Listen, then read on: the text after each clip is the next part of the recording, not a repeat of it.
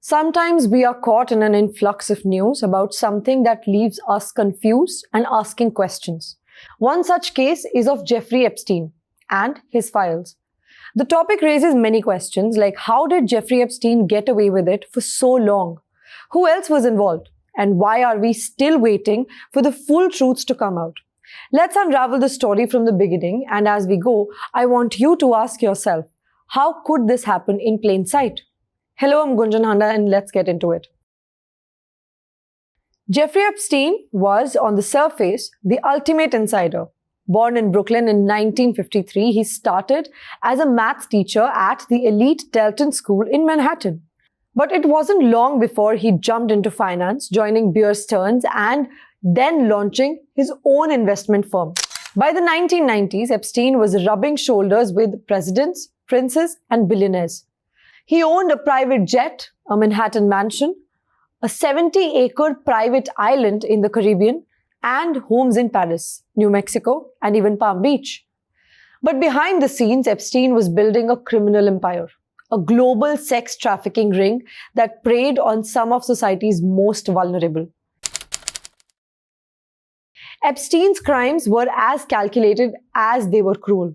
He, along with his confidant, Ghislaine Maxwell, recruited underage girls, some as young as 14, under the pretense of offering, quote, massage jobs. These encounters quickly turned abusive.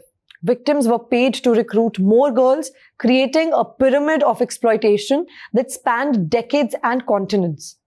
His properties became the backdrop of these crimes. The infamous Epstein Island, or Little St. James, was described by survivors as a place of horror, where girls were abused and trafficked to powerful guests. In New York, Florida, and New Mexico, the pattern was the same: lure, isolate, abuse, and then silence.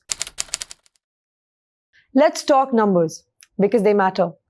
In the first major investigation in 2005, at least 36 girls were identified as victims. But later court records suggest the real number could be in the hundreds, if not over 1,000.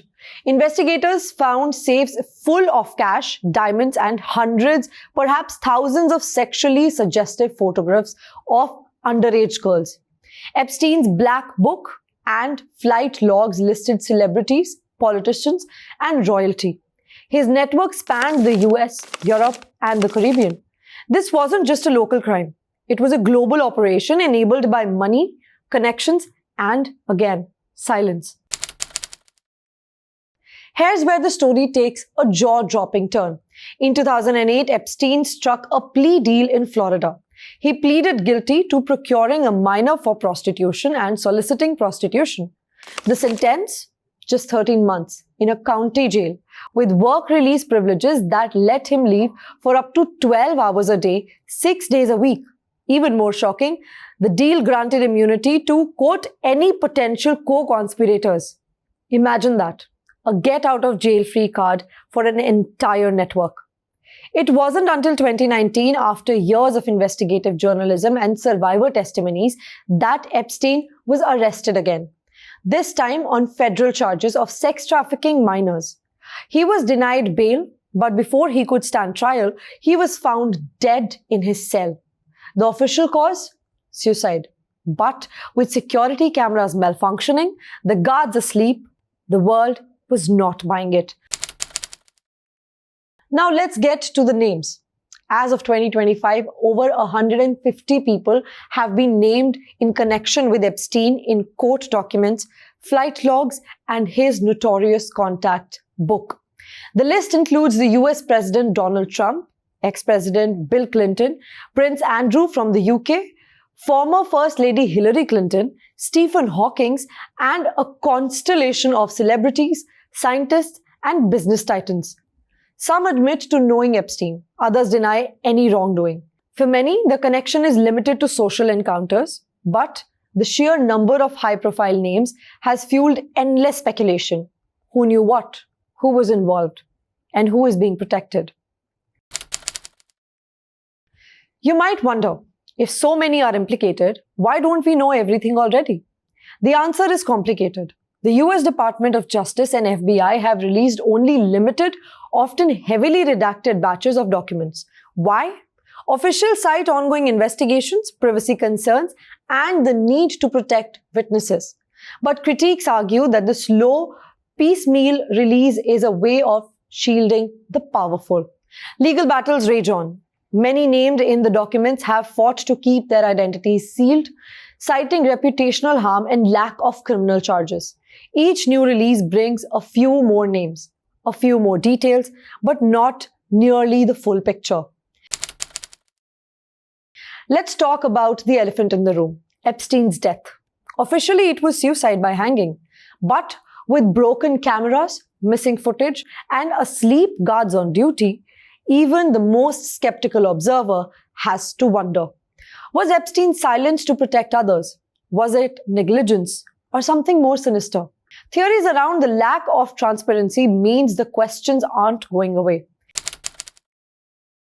Epstein's case isn't just about one man. It is a window into a much larger, much darker problem. The United States is one of the world's top destinations for child sex trafficking. In 2023 alone, the National Center for Missing and Exploited Children received over 18,400 reports of possible child sex trafficking, and 1 in 6 of the more than 28,800 missing children cases were likely victims of sex trafficking. The digital age has made it easier for traffickers to recruit, exploit, and control victims. Epstein's operation was unique in its scale and clientele, but the underlying crisis is far more widespread and ongoing. Why are we still talking about Epstein though? Because the story is far from over. New files are still being released. Ghislaine Maxwell, Epstein's closest associate, is serving a 20-year sentence for her role in the trafficking ring, and her appeals are ongoing. Survivors continue to come forward, demanding justice and the full truth. And the public is still waiting for answers to questions like who else was involved and who will be held accountable. The Epstein saga is about more than one predator. It's about the structures that enabled him. How did a man with a criminal record continue to move in the highest of circles of power? Why did so many look the other way? And what does it say about the justice system when money and connections can buy silence or even immunity? The slow release of files, the secrecy, and the unanswered question have eroded public trust. Many believe the truth is being hidden to protect the powerful. And whether or not that's true, the perception alone is corrosive enough. But there's another side to this, the courage of survivors. Their voices have forced the world to confront the ugly truths about abuse, complicity, and the urgent need to reform.